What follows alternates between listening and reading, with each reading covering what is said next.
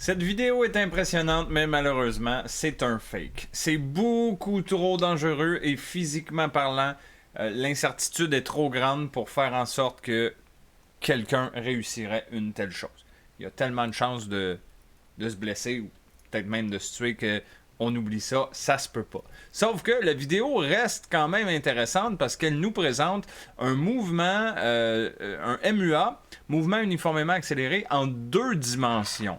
Hein, on a une dimension horizontale, puis on a aussi une dimension verticale. Et on pourrait aussi rajouter à cela que la personne, pendant qu'elle était en train de voler dans les airs, elle était en chute libre. Parce que techniquement, la seule force qui agissait sur la personne, c'était la gravité. Donc, elle était en chute libre. Et c'est le sujet de la section 1.10 qu'on va voir aujourd'hui. Donc, on a deux objectifs ici. Décomposer un mouvement uniformément accéléré de chute libre en deux dimensions dans chacune de ces dimensions et comprendre l'indépendance de chacune des dimensions. Okay? C'est une petite section, donc très rapide dans la théorie, mais ça sera dans la pratique qu'on aura plus de travail à faire. Donc, qu'est-ce qu'on entend par indépendance des dimensions? Bon, ce que vous venez de voir, c'était effectivement là, une chute libre en deux dimensions, exactement comme un golfeur, quand il frappe la balle. Aussitôt que la balle commence à lever de terre, elle est en chute libre et c'est une chute libre en deux dimensions parce qu'elle possède une vitesse horizontale en X et une vitesse verticale en Y. Bon, ça c'est chacune des deux dimensions et ces composantes-là de vitesse horizontale et vitesse verticale sont indépendantes. C'est super important de comprendre c'est quoi ça, l'indépendance des composants. Essentiellement, ce que ça veut dire, c'est que ce qui se passe en X ne va pas influencer ce qui se passe en Y. Donc, autrement dit, la vitesse en Y pourrait changer avec une certaine accélération, pendant que la vitesse en X, elle, ne changera pas. Okay? Donc, dans chacune des dimensions, qu'est-ce qui se passe? En Y, on l'a vu à la section 1.7, ben, on a une accélération gravitationnelle qui pointe vers le centre de la Terre. Hein? C'est la gravité, tout simplement. Donc, on sait que l'accélération en Y dans une chute libre, c'est moins 9,8 mètres par seconde carré. Ça, c'est juste en Y. En X, par contre, si on décompose la parabole qu'on a vue, le mouvement parabolique de chute libre en deux dimensions, c'est ce qu'on observe ici. Voyez, les flèches vertes représentent les composantes verticales de la vitesse, donc c'est les vitesses en Y. On voit qu'initialement, on a des grandes vitesses verticales vers le haut, puis plus on arrive au sommet de la trajectoire, plus la vitesse verticale devient égale à 0. Et ensuite, après le sommet, ben là, c'est l'inverse, les vitesses verticales deviennent négatives et pointent vers le bas. Par contre, si je regarde les petites flèches rouges qui pointent vers la droite, ça, par contre, c'est la vitesse horizontale, la vitesse en X. Et on remarque que la vitesse en X, elle est tout le temps la même. Toujours la même grandeur de flèche rouge parce qu'on n'a pas d'accélération en X. Hein, si vous sautez sur place, pendant que vous êtes dans les airs, vous vous sentez attiré vers le sol.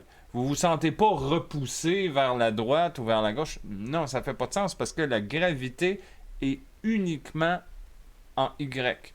Donc en X, s'il n'y a pas de force, pas d'accélération non plus. Okay? Et chacune de ces deux accélérations-là sont constantes. L'accélération en Y vaut toujours moins 9,8. L'accélération en X, toujours 0 quand on est en chute libre. Donc ça veut dire qu'on peut décrire ce qui se passe en Y avec les équations du MUA. Puis on peut aussi décrire ce qui se passe en X avec les équations du MUA. On les présente ici. Hein. C'est les 4 équations du MUA que vous connaissez. C'est juste que du côté gauche ici, on l'a appliqué pour l'accélération en X, qui est égale à 0. Donc on prend ces équations-là, puis on peut remplacer là, AX, qui est égal à 0. Hein. Ça va simplifier définitivement ces équations-là. En Y, par contre, ben, on n'a pas le choix. Ici, notre accélération verticale, c'est de moins 9,8 mètres par seconde carré. Okay? Et quand je parlais de l'indépendance des dimensions, ça veut dire que toutes les équations en X ne vont pas influencer les équations en Y. Okay? C'est deux mondes complètement séparés, ça. Ce qui se passe en X n'a rien à voir avec ce qui se passe en Y. Le seul paramètre plutôt qui est le même dans une équation comme dans l'autre, c'est le temps t. Hein, bien sûr, parce que si c'est écoulé 30 secondes, ben, le temps t, ça va être 30 secondes qu'on regarde en x ou qu'on regarde en y. C'est le seul temps, c'est le seul paramètre qui va être égal dans les deux cas. Okay? Et côté concept, c'est tout. Bien sûr, on va le pratiquer beaucoup lors du prochain cours synchrone, mais pour terminer cette petite section de théorie, je vous fais un exemple qui va quand même nous faire comprendre là, cette indépendance-là des deux dimensions. Donc, on dit ici, Pépito aime les sensations fortes et il se demande s'il est possible de sauter d'un avion en plein vol, sans parachute, et d'atterrir dans la mer sans trop de blessures.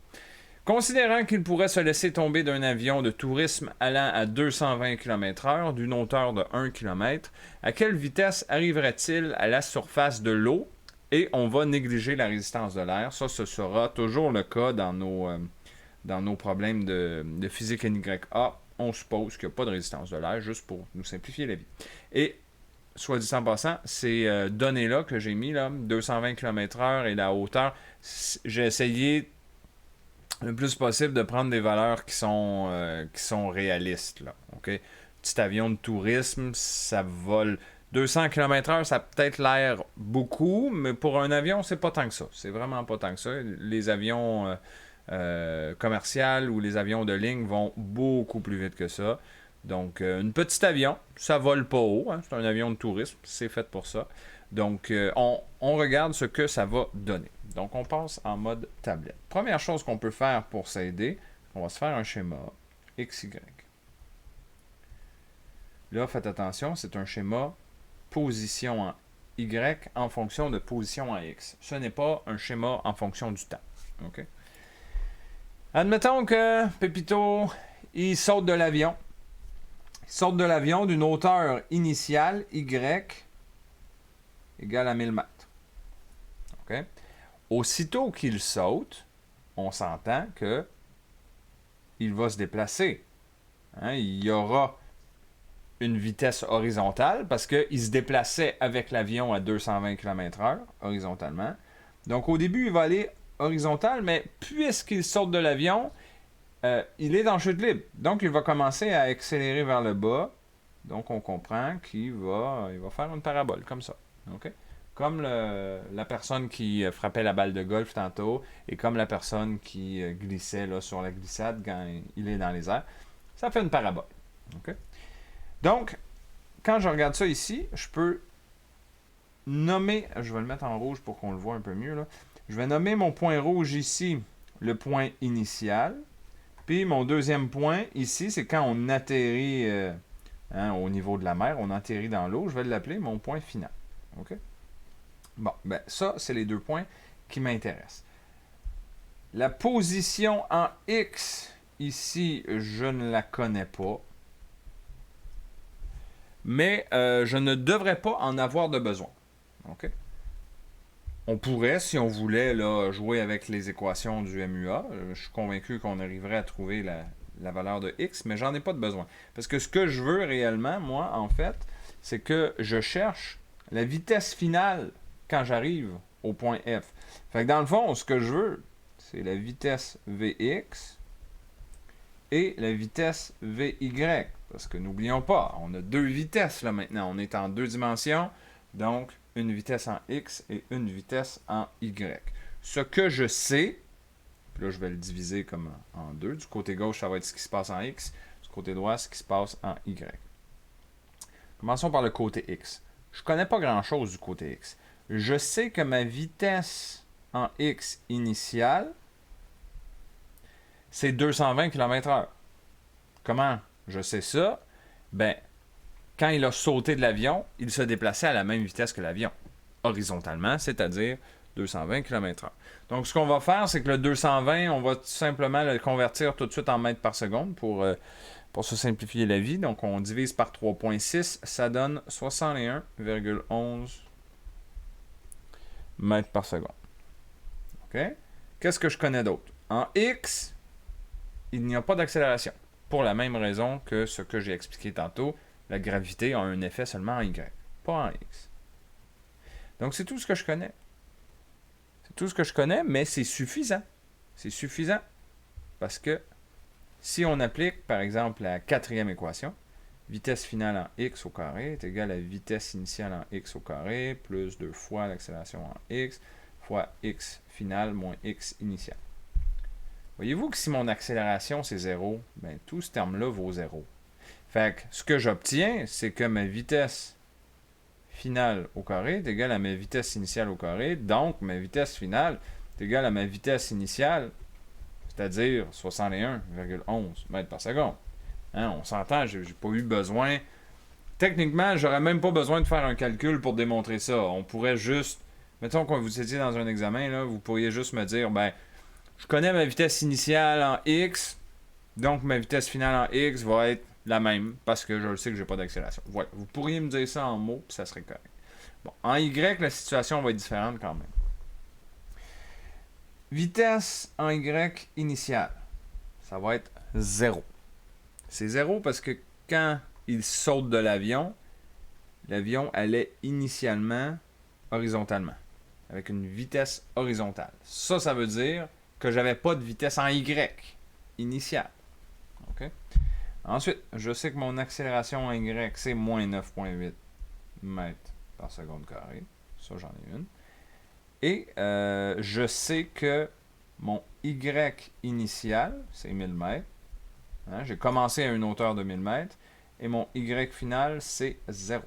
Faites attention de ne pas faire l'inverse. Bon, avec cela, je peux appliquer ma quatrième équation. Vitesse finale est égale à vitesse initiale plus 2 fois l'accélération en y fois le déplacement en y. OK, très bien. Je cherche vitesse finale en y, c'est mon inconnu. Ça, c'est 0. 2 fois l'accélération de moins 9,8. Position finale, c'est 0. Moins position initiale, c'est 1000. Okay. Je vous épargne les détails de l'algèbre, mais si on isole vitesse finale en y ici, on trouve 140 mètres par seconde. Bon, OK. Je retourne voir l'énoncé juste pour être sûr que je m'en vais dans la bonne direction. Quand on pose une question comme ça, à quelle vitesse arriverait-il à la surface de l'eau? C'est-à-dire qu'on cherche le module de la vitesse. Moi, j'ai trouvé une vitesse en x, quand il arrive vis-à-vis l'eau, là. Il arrive avec une vitesse en x de 61,11, vitesse horizontale, puis il arrive avec une vitesse, bon, là, ici, voyez-vous, j'ai fait une petite erreur, là. La vitesse finale en y, ça va être moins 140 mètres par seconde. Ben oui, ça fait du sens, parce que quand il arrive dans l'eau, sa vitesse, hein, bien sûr, elle est dirigée vers les X positifs, mais vers les Y négatifs. Hein, il est en train de descendre. Donc, c'est moins 140. Moins 140, ça veut dire qu'on descend comme ça avec une vitesse de 140. Bon.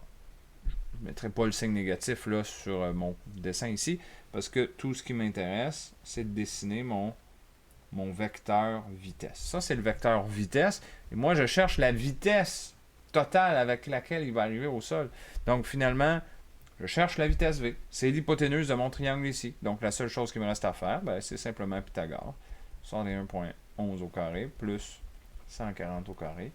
Je prends la racine de ça et ça me donne la réponse. 153 mètres par seconde. Bon.